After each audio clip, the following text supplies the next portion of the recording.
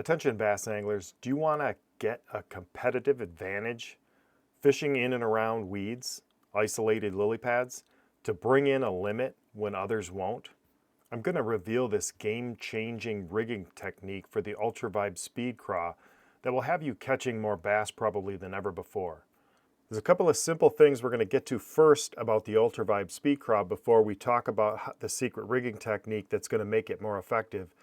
But it's really about enhancing what's already a strength about this lure. So this is a compact lure. It's got legs on it. It's a creature bait style craw that it's got a short body, it's got some legs, and it's got the two unique shaped paddle tails on it that really have a lot of movement. So the compact nature of the bait is good, but when this bait is moving in the water, these craws are singing. They're just swimming with any movement of the bait. And that's what we want to enhance with this rigging technique. Okay, so let's get at this secret rig. We've got our braided line, we've got our bobber stop, we've got our 1/2 ounce tungsten weight, and then we've got the secret weapon here, and that secret weapon is going to be a split ring, and the split ring is attached to a 3/0 EWG hook. So here's what's magic about this rig. When you cast this bait in, pretend my hand is the lily pad tops, the sparse lily pads you're fishing and the bass are holding under them. When you flip in there and you let that bait fall, those legs are flopping all the way to the bottom. And usually the fish isn't going to bite there when they're in a negative mood, right? And you're going to pull that thing up.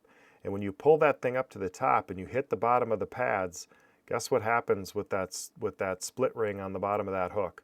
It swings around. And as that thing is swinging around, any motion that that thing makes on the bottom of those pads with those legs, those things are paddling with every movement of the water, with every rotation of this thing. And that split ring allows that bait to swivel around, and it just gets bit. You use other hook styles, and that hook can pin out to the side like this if you're using a flipping hook style instead of the EWG style, and it just takes it out of play. When you pull it up and pin it against the bottom of the pads with that swivel on there or with that split ring on there, it allows all that rotation and movement, and that thing gets bit. That's a little subtle technique in rigging that most people don't think about that really allows for some extra movement and allows you to, when you flip into those pads and you lift the bait up, and you don't need to slam it up, but you can lift it up to the top and just jig it, let it fall down, jig it, let it fall down, jig it in place.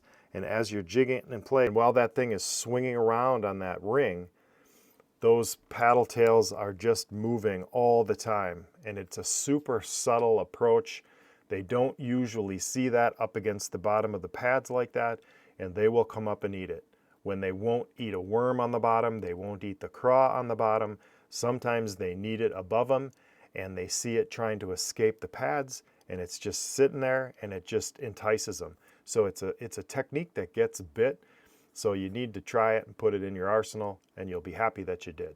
I hope you found that tip useful, taking something that's one of the all-time popular crawfish baits and applying a little nuance to the way you rig it, and in the situation that you're fishing it, can really make a difference between getting no bites and filling the boat up with a limit.